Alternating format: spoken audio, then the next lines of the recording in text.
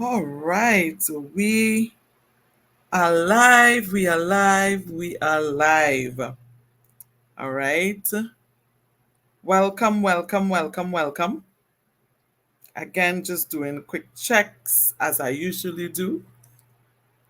All right. So, welcome to our eighth session.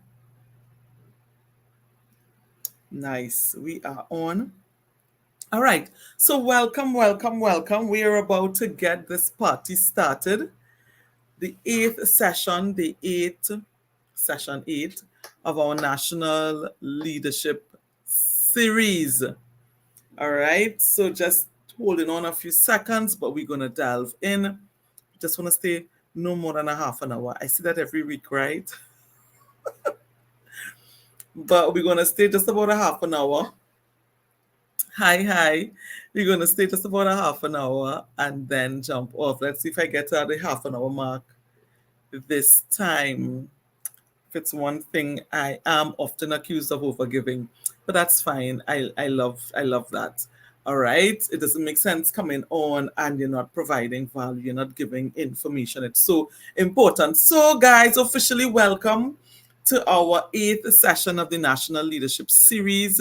It's a 10-part series where we are delving into leadership, but from a national perspective, because there are many persons who lead in the national landscape. And a lot of persons go into leadership without the proper preparation. And we're going to delve into that a little bit more today. So if this is your first time joining us, welcome. And thank you for joining in. I hope that this session provides you with a lot of valuable information. And those who have been, those who have been with me from the start or even one of the previous sessions, welcome back. Thank you so much for hanging out with me. I know you could be spending your time doing anything else. All right, everybody's time is so precious and we are all so busy. And so I really appreciate you taking the time out to spend this time with me. All right, so we are here every Monday from 8 p.m. That's Atlantic Standard Time. And I just want to stop and say, at least from Trinidad and Tobago's standpoint, happy Emancipation Day tomorrow.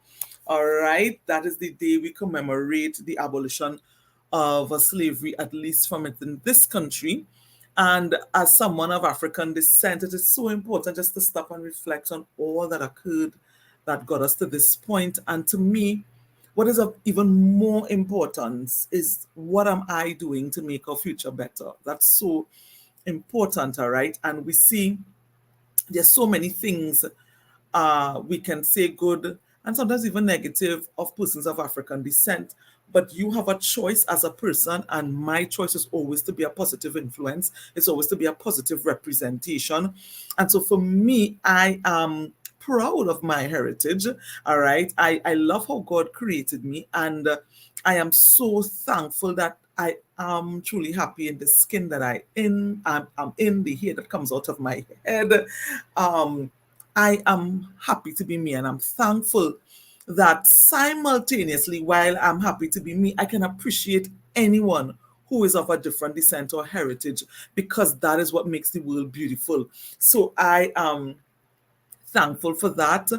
And I'm thankful for all the persons who I would have met along my career. And I would say this, having started off my career quite early at age 18, and by age 25, that was my first executive position, right? So by 19, I was leading persons, had a team, moved up to be supervisor. But by the time I was 25, it was my first serious executive position, chief financial officer.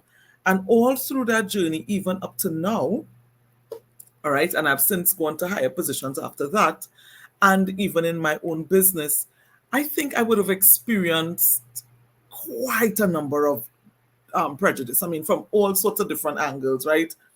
Gender, age, also racial, right? You would have had the race issue coming up from time to time. And my position, this is just me, and this is how I encourage my clients, any young person or anybody who experiences discrimination, respond with your best self.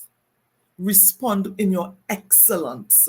All right. Let persons contend with your excellence. All right. When you come on the scene, you need to show up in your brilliance. You need to show up in your genius. It really doesn't matter what ethnicity you're from. And if it is, you can come in your value, in your brilliance, in your genius and show up, people appreciate you. People receive you. I mean, there will be those who are bent that way because that's how they have been socialized. But there's so many persons who appreciate raw value. So I encourage everyone, show up in your excellent self. Just show up, all right? And don't be overly concerned or worried that you may not be received because of some particular factor, all right? As I said, yes, there will be those, but let them contend with your excellence, all right? It's all over. And the thing is, we have to be so careful because what I have found, particularly with racism, is that while someone may discriminate against you because of your race, you could end up becoming that very person where you now flip the script and end up discriminating others because of their race. You don't ever want to get into that space. You don't ever want to become that which you are trying to change. You want to be the correct change, all right? So just a little bit of chatting there, a little bit of nuggets, given that we will be celebrating Emancipation Day tomorrow in Trinidad and Tobago. All right, so happy Emancipation Trinidad and Tobago, T&T. All right, and it is so, so important that we stop and take a moment and really reflect on all of these different types of holidays and commemoration events that we do have in any given country. All right, so guys, we're going to jump in. So now's a good time to share the live. Send it in your WhatsApp group, send it on your various pages. Let them know that we're discussing leadership, okay? And particularly, we're going to talk about preparation today. So let me introduce myself. My name is Safia Johnson, and I am the founder and CEO of Safia Group. And it is a multidisciplinary agency. And I often say that because within the organization, we do have professionals with different backgrounds. All right, it's not just me alone. All right, and we come together to provide clients with, stellar support to get them to the next level of their success journey. All right, and then we have the newest kid on the block, Safi's Comfort Foods. All right, and that's in the food and beverage industry, and that is doing pretty well, and persons are becoming more and more familiar with it. So that is me. I am a corporate executive turned entrepreneur. All right. And I absolutely love it. Business is part of my heart. And really into serial entrepreneurship is really where my heart is. I love business and I love seeing people win in business. And so that's where you're going to find me a lot. But leadership is very, very close to my heart because leadership is also very important in business. All right. And after the leadership series, the national leadership series, I may very well start a series talking about leadership in business and how it looks different from when you're in the corporate arena as opposed to when you're in entrepreneurship, right? It's two completely different leadership types. All right. So you have our website, safiagroup.com, as well as safiajohnson.com. And you can head on across there. We have a free leadership assessment on the safiajohnson.com website. Feel free to take it. It will give you information on your leadership profile. There are 10 profiles, and you'll be surprised what you're going to find out about yourself. All right, so head on across there and take the leadership assessment. And if it is you think you need to meet with me, schedule a consultation. All right, let's get that leadership to the next level so that you win. All right, whether it is your career, whether it is you're in business. I was speaking to a potential client just today on we have two major tracks in terms of our leadership program, and one is in corporate. All right, that's leading in your career and getting to that next level in the organization. And how do you really become a formidable leader and really change your career and accelerate it? And another track we have is with business and life, right? Making that transition from corporate into business and what that requires, all right? And that's an amazing program as well. So if it is you think any of that piques your interest, definitely jump on that free consultation. Again, if you go to either one of the websites, safiajohnson.com or safiagroup.com, you're going to see the link there. All right, so let's jump into today's session.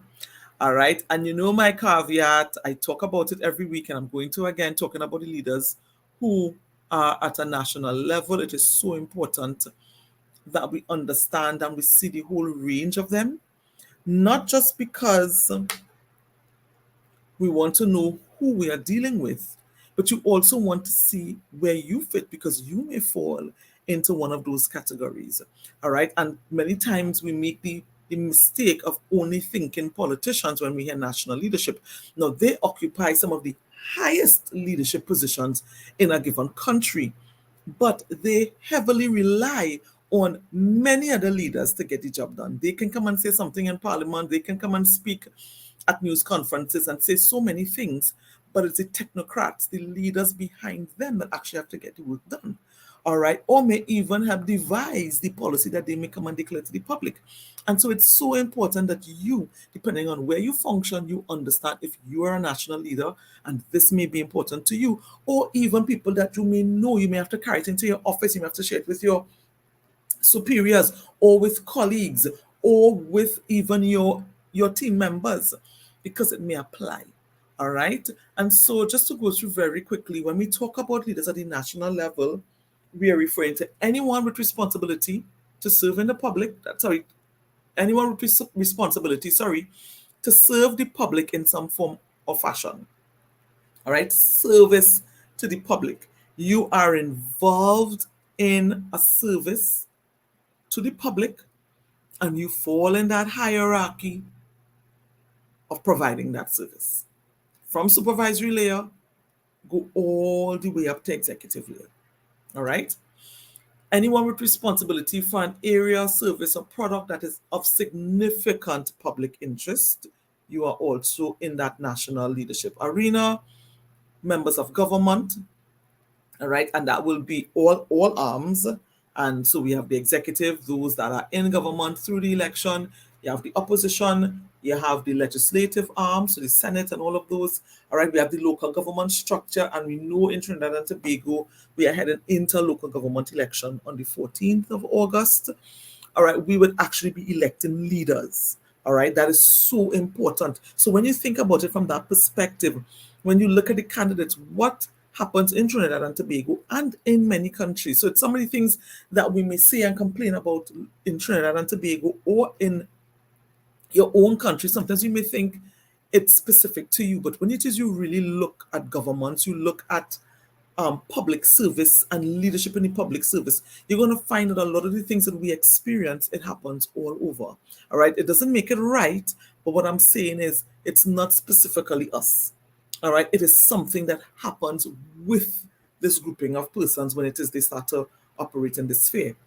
All right, so you want to take note. You want to take note that you are going to be electing leaders. And what we tend to do, we tend to vote party. Sometimes we don't even know the persons who are going to be there. All right. And what we do is we trust that the party that we're going to vote for, the political party that we're going to vote for, will put the best leader in that position. But the point is, they don't always do that. It's all kinds of persons coming in. And what you're going to find is that there's so many excellent leaders in this country and many other countries. But because persons don't want to be in the public eye, they shy away from coming into public service, national service. And so while we have a lot of brilliant persons coming forward for national service, sometimes you don't. All right, because some persons prefer to stay in the background. And so if it is you were to take the time and even get to know some persons, we don't even know the names of the candidates. We just look for the party symbol and we vote. And we have to be very careful about that. You want to take the time to pay attention to the who, do some of the background work, ask some questions. It is so important because that person's philosophy, their way of thinking, their approach, their history, their issues, their weaknesses is what you would experience, particularly if you are one of their burgesses. You are going to experience that if it is you are in their corporation. You will feel who that person is impacting your local community. All right. So, I mean, me speaking here may not cause you to change your political affiliation or where you may even want to vote if it is you are voting, but I want to put in your mind that we have to go beyond just saying party, because you don't necessarily get the party when people are voted in. You get a person with their all of their strengths and weaknesses being felt throughout the regional corporations. I'm just saying, we want to pay more attention. It is the same thing when general election comes around. It is the same thing if there's public consultation on any key matters. You want to make yourself available. You want to listen in. You want to pay attention to who we are putting at the head of certain agencies, state agencies, public services. You want to pay attention, because that person, who they are, how they think, is what you will feel throughout the entire service that they are going to be leading. All right. Also, the leadership, meaning the boards as well as the whole executive layer of any public service. It can be electricity, water, transport, all the defense forces, protective services, state agencies, any similar organization, that entire leadership. And so again, we have persons taking up positions on boards, and we don't know their leadership acumen. We don't know their leadership quotient, their LQ. We don't know. And so some of the things that we experience in a country, we may not realize that it is because of one misfit in a leadership position. We can't pinpoint it. And so what we do, something may occur, it happens on social media, and it posted on social media, and you have people descending upon it in the comments and making all sorts of different remarks. But really the issue is one leader that nobody knows about, don't know their name, don't know their face, and they are creating all of this challenge for the citizenry. And so it's so important that you pay closer attention. And if it is you sitting in these positions, I want you to understand the extent of your impact. The extent of your impact. It's not just a job, it is service. All right. And one decision, good or bad, will trickle down and the population will feel it. All right. And then lastly, we have the group national voices that influence the minds of the public, media, and we have other influencers. All right. And so last week we would have shared on how you could be sabotaging your leadership and not even know it. We have leaders sabotaging themselves all the time. All the time. All right. And if you have not yet seen those videos, we have 7 in the National Leadership Series. All of them on our YouTube channel, Safia Johnson.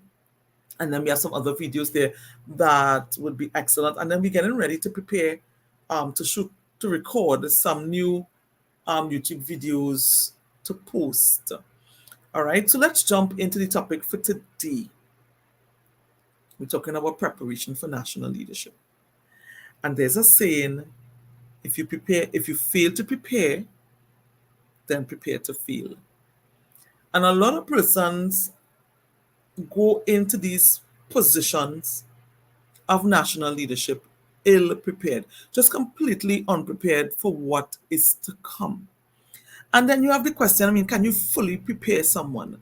Because some things you only fully understand, even if somebody explains it to you when the rubber hits the road. It's like marriage. If anybody have been married, no matter what somebody says to you and fully explains to you what marriage is going to be like, they explain from their perspective, their experience. And when you get married, your experience can be completely different.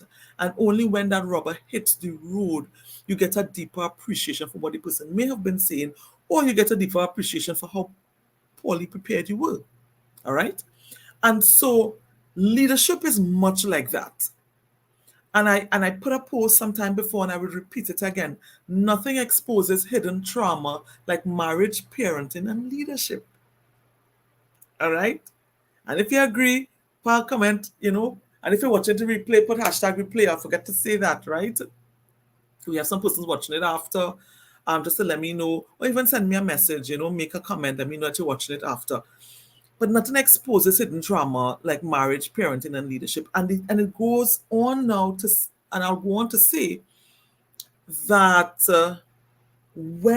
I don't think you can really be fully prepared for marriage, parenting, or leadership. When you sit in those seats, when you walk in those shoes, some things than you actually get. So you can prepare up to a point, but when you get in there, then you're going to see the magnitude of what it's about.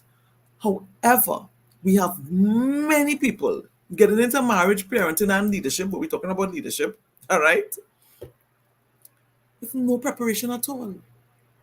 No preparation at all. And this happens even in in private organizations. It happens across public entities. We would see persons being uh, uh, appointed to boards who have never been board members, no training in board operations, no training in corporate governance, no understanding of the relationship between the oversight and the operations between the board and who they are and what it's supposed to be, and the executive, who they are and what they're supposed to do, and how the two sets of persons are supposed to interact. No preparation whatsoever. And then they come in and they create issues.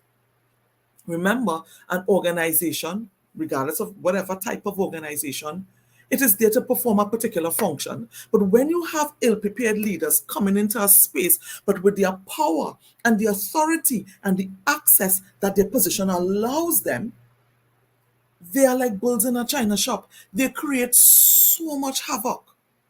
Or they shrink. They become non-existent. There is no presence. There is no direction because it is overwhelming. So it is so important when it is you come into leadership, any kind of leadership, but we are focusing on leadership in the national space, that you be prepared. And I want to speak to just a point out to the persons who appoint, or to the persons who elect, or to the persons who recruit persons for positions of leadership that will have access. And let me tell you another way you're going to know if it is your national leadership. If you're spending taxpayers' money, you're in national leadership. If you're in that hierarchy, you're in national leadership. You're in leadership that impacts the public. All right?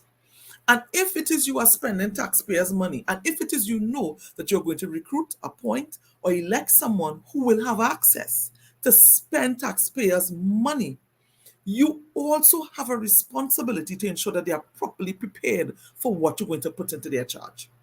And I've seen it too long. I have served in the public spaces, in the public arena as well. People come into that space ill prepared for what they are going to meet. And no matter how you prepare someone, there's still going to be things that their preparation would not have covered. And so it's a double whammy. And so it is so important, if you right now sitting in a seat of leadership, and again, if you're not sure if it is you are in a leadership position in the national sphere, if you spend money that comes from the government, or that you spend taxpayers' money, or the money that you make belongs to the government or the country, right? You're in leadership in a national sphere, all right?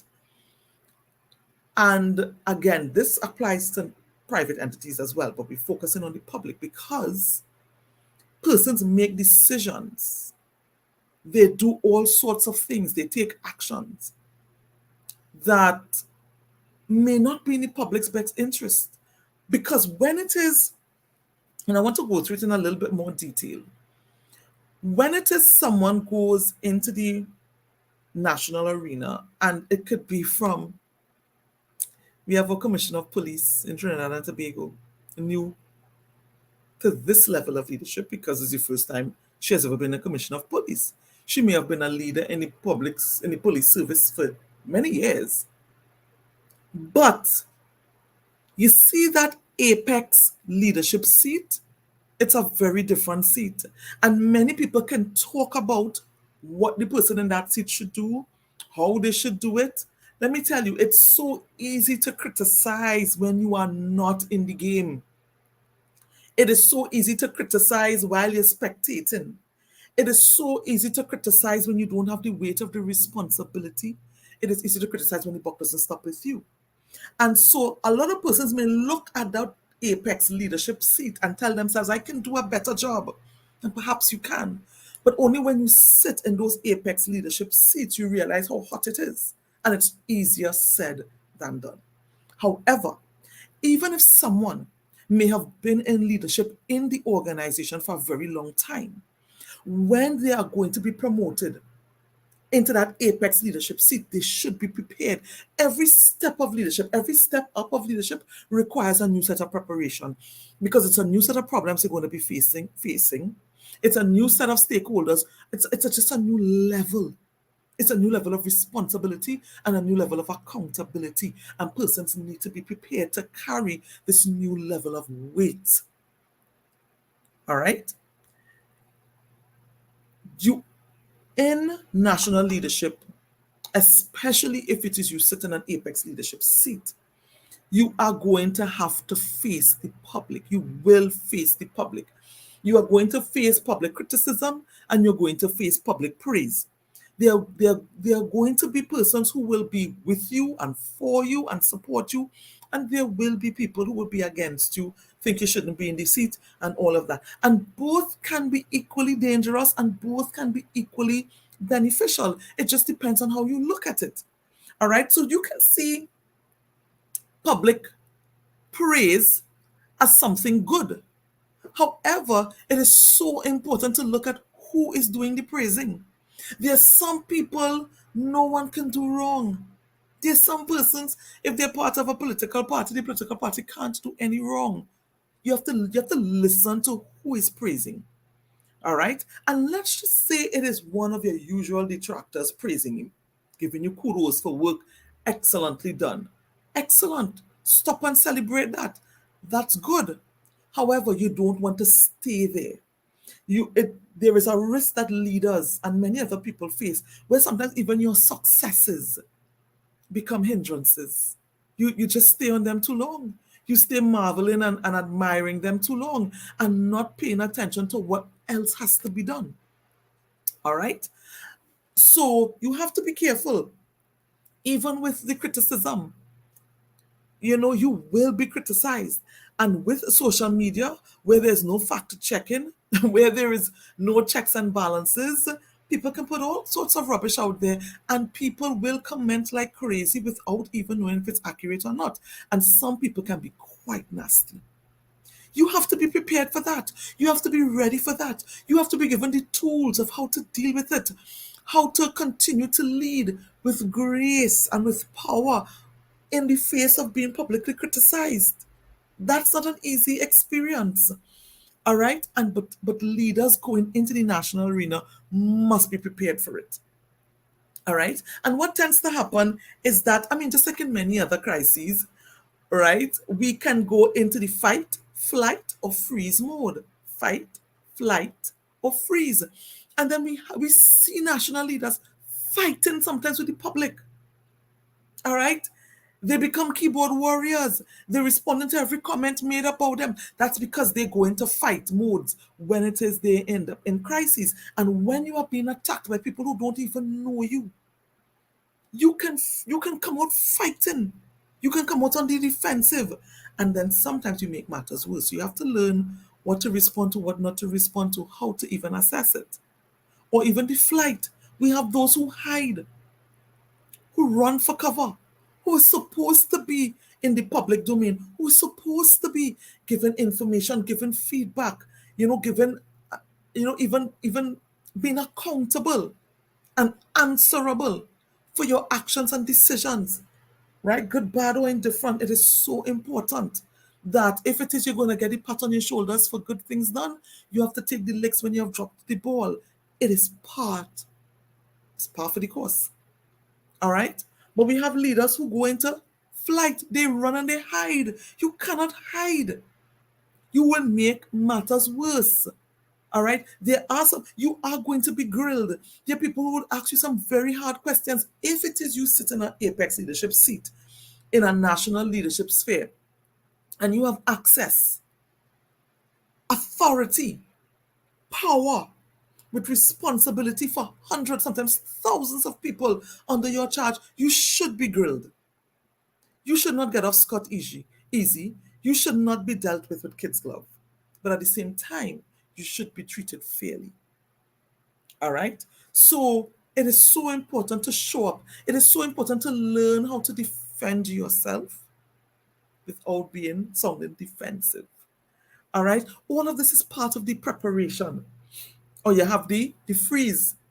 All right. Some people just don't know how to deal with it. Their brain freezes up. And even though they may not be on camera or they may not be in any public light at that point in time, just the whole thought of it makes them nervous. All right. And what you're also going to find in this whole preparation period, it's more than just communications or media training. All right, which is so important. But you're going to find a lot of people now, they, they think the only risk is the reputational risk. So, you know, we don't want the world to see us in a particular way. So we're going to do the training, we're going to prepare our people for media, we're going to prepare our people for communication. But there is an aspect of the preparation of getting to know you, who you are. And I said before, one of the weakest areas of leaders is a lack of self-awareness. Many leaders don't know who they are. And I'll tell you this, people on the whole, it's not finding themselves so much as the issue, is accepting who they find. When you realize you have a weakness and you start to behave like it's not there, or you realize you have a shortcoming, or you fly off the handle easy, and instead of treating with it, you start to blame people around you. All right, so I'm talking about leaders. All right, because again, when it comes to leadership, very few people are willing to tell you how you show up, because everybody wants to remain in your good books. But the truth is, we are missing the opportunity to be fantastic and powerful leaders because people are just not telling us the truth. People who you can trust to tell you the truth. All right? So it's important for you to know who you are, to know your strengths and learn to lean into them and to be confident with them and not to play down your strength because you don't want people to say, well, what is he playing? Who she feels she is? And some of those kinds of comments.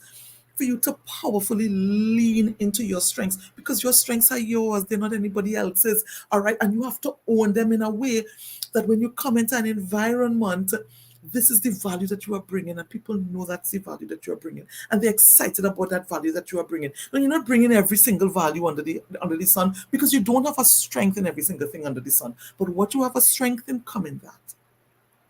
All right. And the other part of it is this. You have weaknesses, just like anybody else. And so to pretending that they're not there or pretending that people have no right to bring it up when they're impacted by it, you have to treat with all of those things. And if you do not deal with it, if you do not know who you are then going to find out when the world finds out, and that is dangerous because people will make you out. People will call you out. People will say things because there's some mean people out there. And even though some people may say it in a mean way, some of it is truth. They just said it in a harsh way. And you're going to find that you need to know you before the world knows you. Take time to prepare. Take time to know what are your negative triggers, what really gets you to fly off the handle. All right. What are your positive triggers? What are the things that calms you down and causes stress to just roll off your shoulders? What are those things? You have to know that because people will test you. They will stretch you. The job is a thankless one. And the reason why it's thankless is because half of the good things that you do, you cannot come and tell people. You cannot come and give the details. All right. So you're going to have people saying all manner of evil against you. But the truth is, you are doing so much good and nobody gets to know about it. Are you prepared for that? Are you prepared to handle that? Are you prepared to come in thinking that you're going to change so many things and then come and meet a whole system of bureaucracy that works against you? But then you are being viewed as a non-worker by the public. Are you ready to deal with that? Do you know how to address it? What does that make you feel? Does it bring up a whole sense of failure for you, which may come all the way back from your childhood? We have to address some of these things. And I'm no psychologist, but I deal with people and I deal with leadership, which rests on human psychology. All right? And a lot of persons have the potential to be fantastic leaders, even in the national arena. But we don't take the time to do the internal work. The greatest work you're going to do as a leader is not on your people, it is on you. I'll say that again. The greatest work you're going to do as a leader is not on your people, it's on you. All right? So you have to do that work. You have to do the preparation. You have to get yourself ready for what is to come. All right? And so I recommend very strongly that if you have never stopped, if you are in leadership right now, especially in national arena, where where the public is going to have access to you, or at least should have access to you, and you've never properly prepared for leadership and leadership and public leadership, I suggest that you stop and get prepared. Get someone to get you prepared. I do it, but it doesn't have to be me. It has to be somebody that you trust and respect. It has to be somebody who understands the intricacies of this thing. And I would also say it has to be somebody who knows what it's like to sit in that hot seat. It doesn't have to be the hot seat of that position, but who knows what it is to sit in a hot seat in a public arena. Because if you have never had that experience, sometimes it's very difficult for you to understand even sometimes what happens on the inside of the persons when they're exposed, and the risk that comes up, and the risk they have to manage, and even the vastness of the resources that they have to manage, people, financial, and all of that, and the demands that is coming at them from all different places. And the fact that it can completely consume you if you don't know how to switch off effectively, that doesn't cause productivity to drop. All of these things, you can lose yourself in national leadership. And when I say lose yourself, you start to forget who you are. You don't know who you are anymore. All you have become is what the people require. You don't know who you are. Your family don't know you anymore because you've given yourself so much. You have nothing left over to give your family. All of those things are aspects of preparing to go into national leadership, especially in those apex positions. All right? And the positions that directly report into the apex position, the deputy positions. The assistant positions. Very important. All right? So, guys, I'm over 8:30 by about 7 minutes. And so I'm going to start to land the plane now. I just wanted to come and chat about preparation for leaders, especially in the public space, because your quote unquote failure could mean adversity for people, for a group of people. No one goes into a position planning to fail. Everyone who goes into a position takes up a particular cause or mantle, does it with the intention to succeed, but not everyone does. So you want to give yourself the best chance of success. And part of that is getting yourself prepared. And I will add on to that, while you are in that position, you need a mentor, a coach, or a confidant. Again, somebody who understands the dynamics, because you can speak to a spouse or a good friend, but they don't understand the dynamics. All they can give you is moral support or emotional support. You can't go and speak to your subordinates because they're going to take stock. And even if you had a good relationship before and they were your peers and laterals before, now that you're in the apex seat, they are your subordinates. And they're going to take note that you don't know what you're doing. And that can impair their trust in you and impact your ability to influence and lead. And you can't just go to your seniors willy-nilly and just start spilling your guts that you don't know what is going on and how you're overwhelmed and you're venting, because inadvertently you could be having your performance appraisal being done and you don't even know it.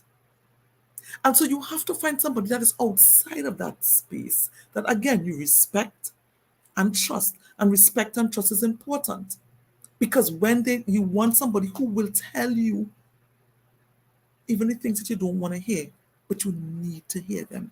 You want somebody who is invested in your success, invested in you winning. No ulterior motive.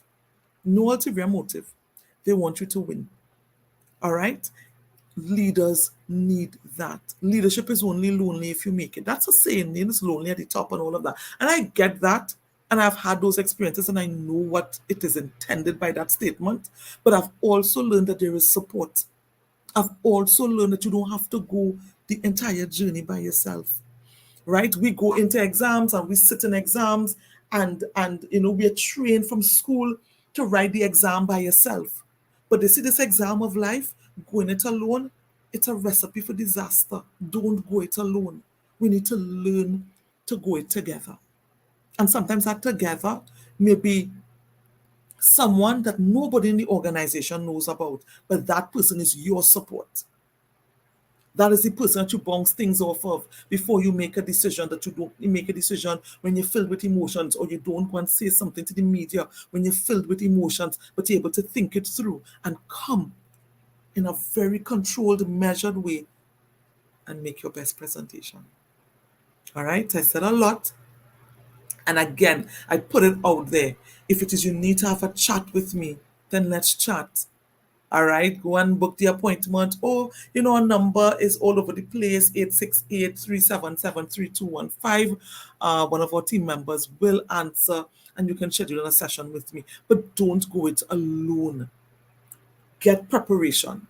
Get prepared. And if you are in the position you have not yet prepared, get prepared, because you are going to hit some bumps, some significant bumps that can throw you off. You want to be ready for that. And if at all you have done the preparation, you want to continue to get that support while you sit in that seat.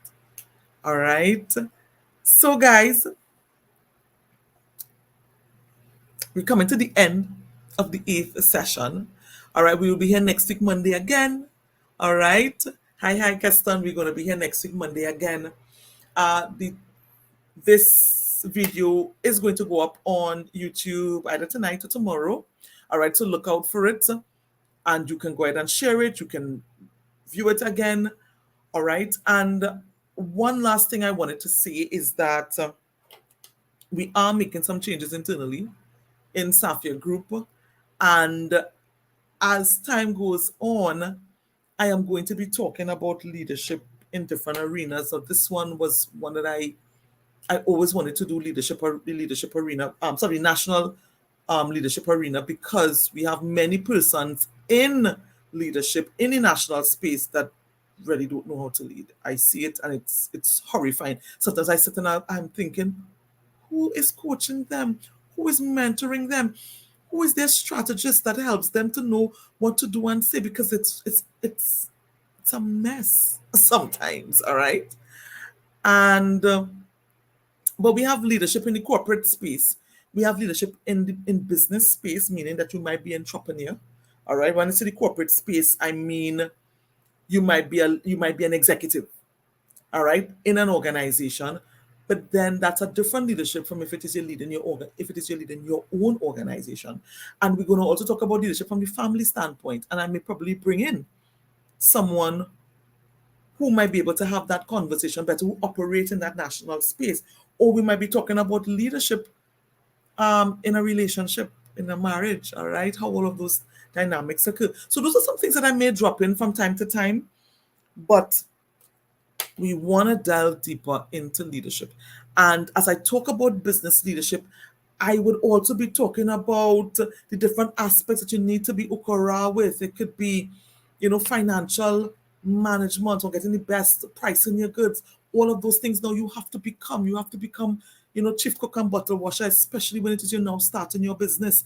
And as you grow, who next do you hire? And let's just say now you're at 15 team members. That is very different from if it is you're leading an organization and you're the senior manager and you have 50 people under your charge. So two completely different types of leadership. And so we're going to be breaking it down. All right. And we're going to be doing series in different aspects. All right. And if there's any particular type of leadership arena you want to hear me talk about, you'd have leadership in a volunteer environment, non-profit environment, then leadership, there's so many different places. Just leave a comment, send us an email, DM us or something, and we will definitely add it into our list. All right. But all things leadership we will discuss. And thank you so much for joining on. Thank you so much, Keston, for coming on, even though you may be late. And if it is you are watching this after the fact, then put hashtag replay and let me know that you're watching it after the fact. All right, guys. So I'm going to sign off now. Have a great rest of the night. Thank you so much, guys. And again, continue to be fantastic leaders. All right. Lead responsibly, influence responsibly. All right. You have power. Use it. All right. Bye.